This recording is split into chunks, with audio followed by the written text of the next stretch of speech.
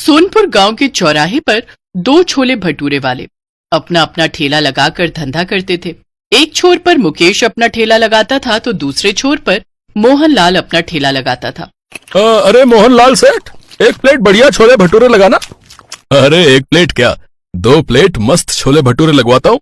अरे नहीं नहीं सेठ जी, एक ही बहुत है। मोहनलाल के ठेले पर लड़के काम करते थे। एक बर्तन धोता था तो दूसरा ग्राहकों को संभालता था। सब कुछ ठीक ठाक चल रहा था।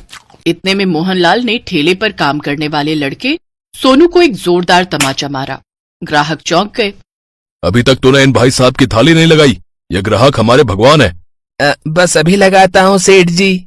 सोनू जल्दी जल्दी प्लेट लगाता है और वो ग्राहक खाने लगता है।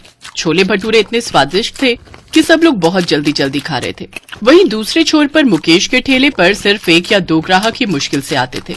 अरे मोहनलाल सेठ, छोले भटूरे खाकर तो मजा ही आ गया।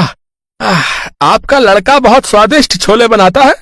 सिखाया तो मैंने ही है इसे, वरना इस गवार को तो शरबत तक बनाना नहीं आता था। इसी बात पे 1 प्लेट और लगाना। देखा, मैंने आपसे पहले ही कहा था कि आप 2 प्लेट लगवाओ, और आपने मेरी बात मानी ही नहीं। मुझे भी 1 प्लेट और लगाना। सोनू छोले भटूरे की बहुत सारी प्लेटें लगाना शुरू कर देता है, लेकिन तभी मोहनलाल सेठ उसे फिर से एक जोरदार तमाचा मारता है। अब मैंने क्या किया सेठ जी? बिना मालिक की आज्ञा के तूने प्लेटें लगाना क्यों शुरू कर दी? माफ करना मालिक, गलती हो गई। आगे से ऐसी गलती नहीं होगी। चल अब अपना काम कर, हमारे भगवान जैसे ग्राहक इंतजार कर रहे हैं। सोनू अपना काम करने लगता है और सभी के लिए प्लेटें लगाता है। वहीं दूसरे छोर पर खड़े मुकेश के ठेले पर अजय छोले भटूरे खा रहा था। उसके ठेले पर एक ही ग्राहक था जो कि मोहनलाल की सारी हरकतें देख रहा था। ये सामने वाला सेठ कुछ ज्यादा ही घमंड नहीं दिखाता। अब क्या कर सकते हैं भाई साहब, एक ठेले की बदौलत करोड़ों रुपया कमा चुका है, घमंड तो आएगा ही। लेकिन एक बात बताओ भाई साहब। जी पूछिए, आखिर उसके ठेले पर सुबह से लेकर रात तक ग्राहकों की लाइन क्यों लगी रहती है, जबकि तुम्हारे ठेले पर गिनती के कुछ ही लोग आते हैं? हो सकता है मेरे हाथों में स्वाद ना हो, सेठ जी के कारीगरों में ज्यादा स्वाद हो। नहीं भाई साहब, नहीं भाई साहब, आपके हाथों में भी जादू है। मुझे लगता है बात कुछ और है। तो इस तरह से मुकेश थोड़ा बहुत ही कमा पाता था और मोहनलाल हजारों रुपए हर दिन कमाता था। वहीं मुकेश का धंधा इतना मंदा पड़ गया कि उसकी दुकान बंद होने की नौबत आ गई। एक दिन एक बूढ़ा भिखारी मोहनलाल के ठेले पर आता है। सेठ जी, सुबह से कुछ नहीं खाया है, इस गरीब को कुछ खिला दो। सेठ मोहनलाल उस भिखारी को गुस्से से देखता है और 1 रुपए का सिक्का निकालकर उसके मुंह पर मार देता है। ये ले पकड़, अब भाग यहाँ से। 1 रुपए में तो बिस्कुट भी नहीं मिलेगा सेठ जी। अच्छा, तो क्या तुझे लाखों रुपए दान कर दूं? हैं? निकल यहाँ से, देख नहीं रहा यहाँ सैकड़ों लोग लाइन लगाकर खड़े हैं। टाइम खोटी मत कर। मुझे पैसे मत दो, बस कुछ खाने को दे दो। तो पैसे निकाल और छोले भटूरे खा ले।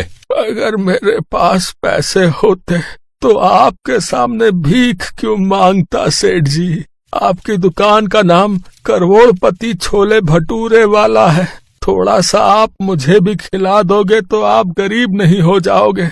इतने में सेठ अपने दूसरे लड़के को जोरदार तमाचा मारता है। तो इतनी देर से देख रहा है कि ये 2 कौड़ी का भिखारी मुझसे बहस कर रहा है और तू चुपचाप तमाशा देख रहा है। भगा इसको यहाँ से। वो लड़का भिखारी के पास जाता है और चुपके से उसके कान में बोलता है, बाबा आप यहाँ से चले जाओ, वरना आपके चक्कर में मेरी नौकरी चली जाएगी। वैसे भी आजकल बेरोजगारी इतनी है कि नया काम मिलना बहुत मुश्किल हो गया है। मैं अपने सेठ की तरफ से आपसे माफी मांगता हूँ बाबा। कोई बात नहीं बेटा, तुम सब लड़के एक दिन बहुत तरक्की करोगे।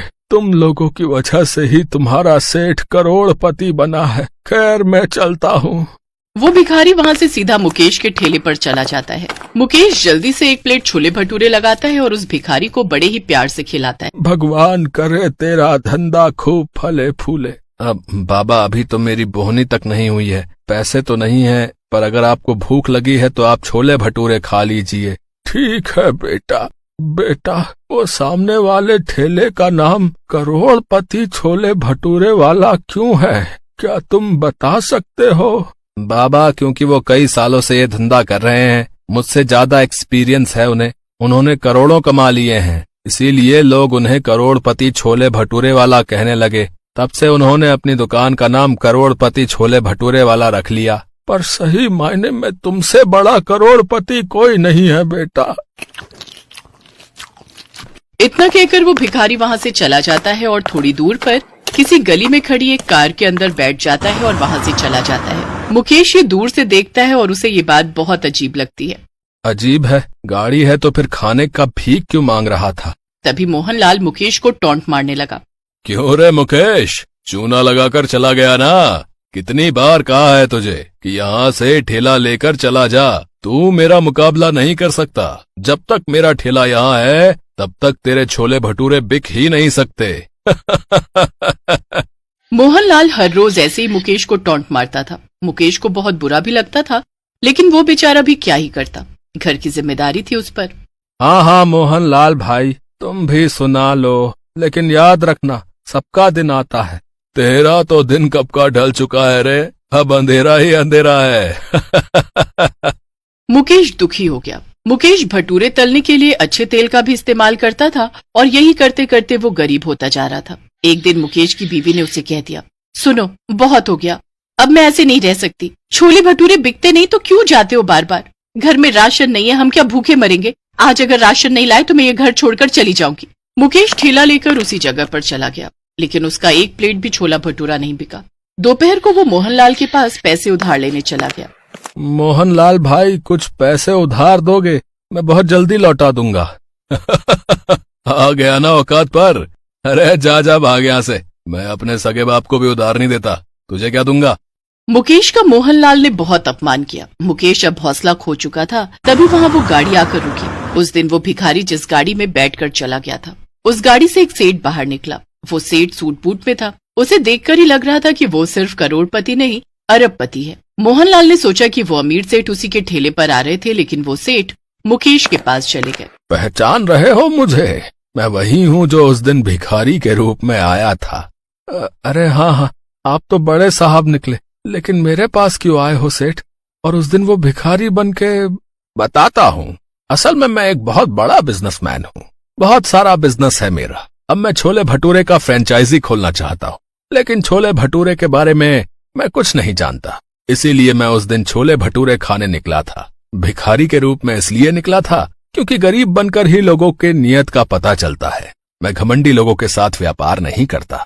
तुमने मुझे प्यार से खाना खिलाया, इसीलिए मैं तुम्हारे साथ पार्टनरशिप करना चाहता हूँ। लेकिन मेरे छोले भटूरे से ज्यादा स्वादिष्ट तो मोहनलाल सेठ के छोले भटूरे हैं। वो पुराना तेल इस्तेमाल करता है, साथ में कुछ ऊट पटांग चीजें भी डालता है, जिससे हेल्थ खराब होती है। मेरी दुकान में अमीर लोग खाने के लिए आएंगे, उन्हें टेस्ट के साथ साथ हेल्थ भी चाहिए। मुकेश अब राजी हो गया, उसे बस देखभाल करनी थी। सेठ ने उसी वक्त उसे लाखों का चेक दिया और कुछ ही दिनों में वहीं पर छोले भटूरे का एक चकाचक दुकान खुल गई। साथ ही साथ पूरा शहर छोले भटूरे की नई ब्रांड से छा गया। मुकेश करोड़पति बन गया और मोहनलाल सेठ की कमाई बंद हो गई। इस तरह अंत में सच्चाई, ईमानदारी और मेहनत की जीत हुई।